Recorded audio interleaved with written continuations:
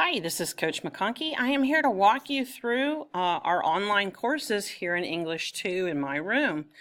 This is my main page. This is second period, third period, fifth period. I don't have a fourth, that's my conference. Sixth period and seventh period. I decided to go with polka dots this year. I had previously just been using like a cartoon number or something in there, but like I said, I was feeling polka dotty this summer, so I used polka dots. And who knows, maybe next semester I'll use squares or something fun like that, just something different. I'm just going to go into one of my courses, but please understand that all of my courses look the same. All the same things are in them. Each class period has the same items in them. I'm just going to go in one just for an example to show you.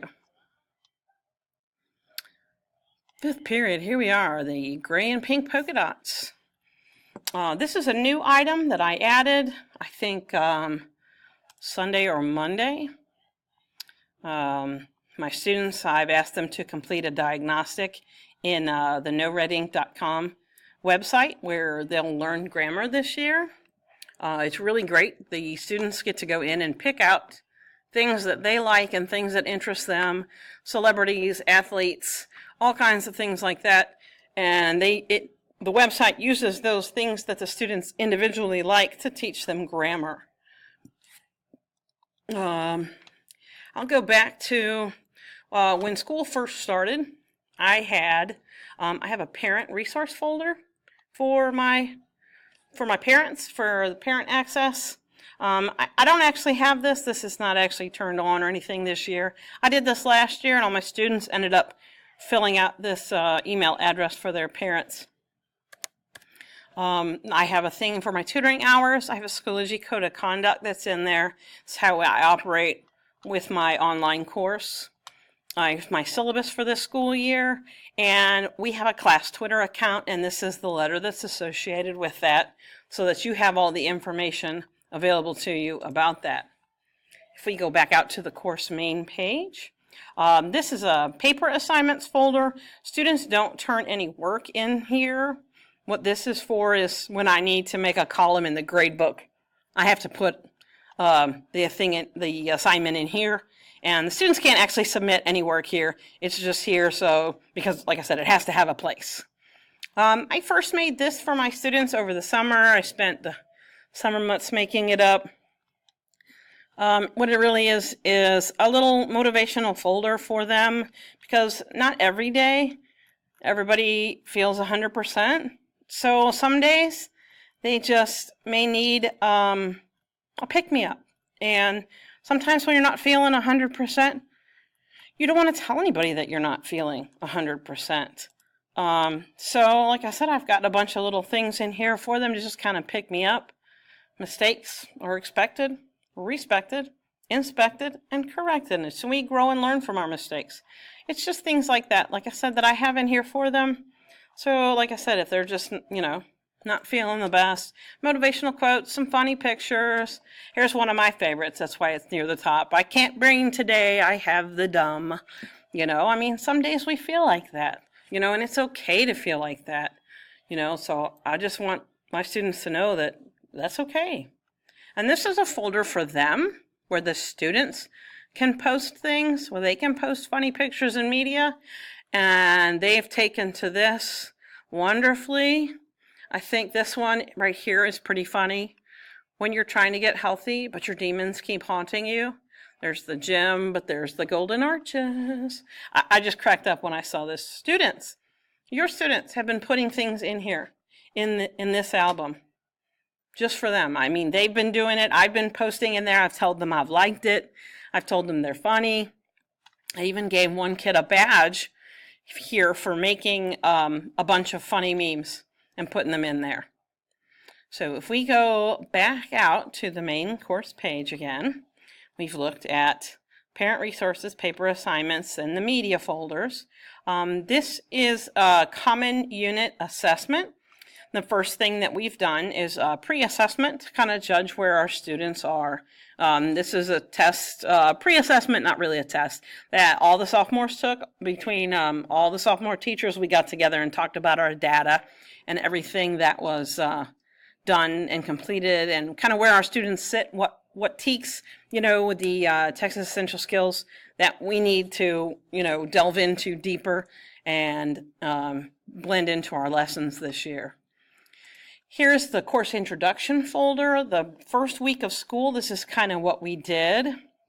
This was a get to know me assignment, and we created, I made a template for the students to use on a website called Buncee, buncee.com, buncee.com.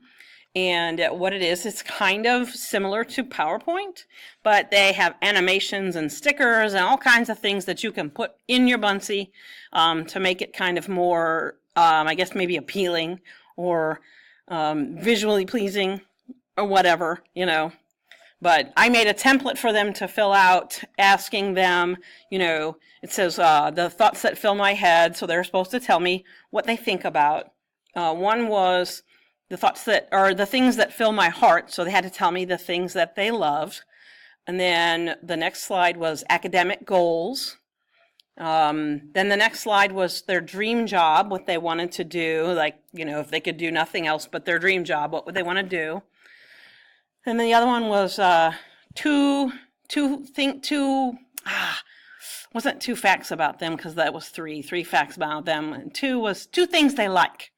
So, a lot of kids put like tacos or hamburgers. They like food. All kids like food, So, and then the three things was three facts about them. And I got some really interesting answers. I got some great answers. I mean, I didn't get any really smart aleck answers. I thought my students did really well on this assignment, and it helped me get to know them, because it was for nobody else but me to see. So they felt that they could be honest, and truthful with me, and I really liked it.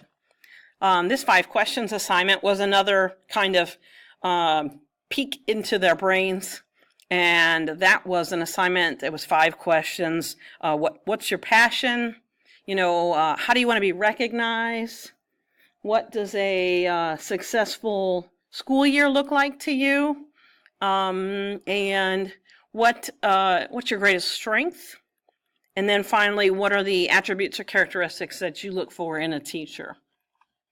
I made a video just like this one to teach the students how to turn their Buncee in, because it's from an outside website, so that's complete instructions on how to turn it in for them. And we also learned vocabulary.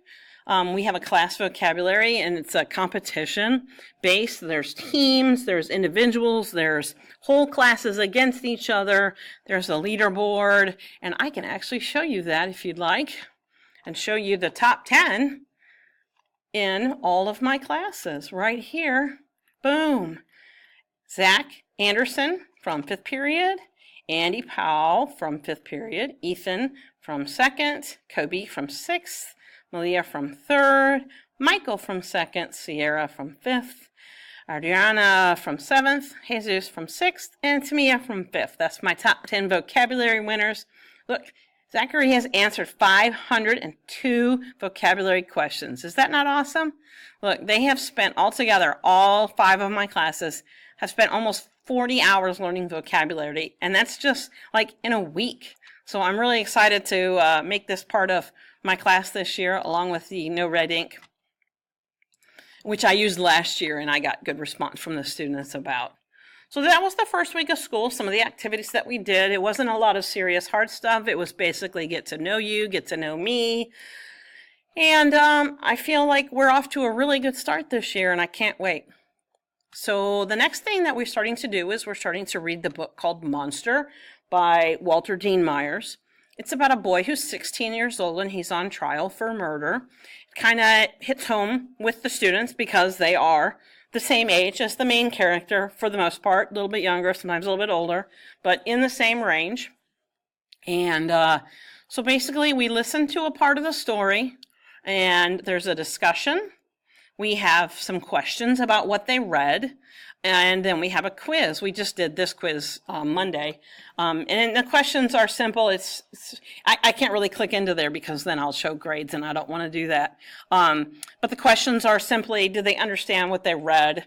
You know, can they make inferences? Can they make connections between parts of the literature? And we are listening to the audiobook and the students are following along in the book. They have the option of just, you know, sitting there and listening to the book if they want, or they can sit and listen and follow along in the book, or they can read ahead, whichever method fits their learning style best. So we've done the guilt versus by the intercom here, and I just paused while it was doing that. So we do a discussion based kind of on what we're reading, general topics, just so that we can kind of get to know each other better. So this one was, is everyone considered innocent until they're proven guilty, or are we guilty until proven innocent? We had some really, really good discussions about this, both in class and in the online discussion.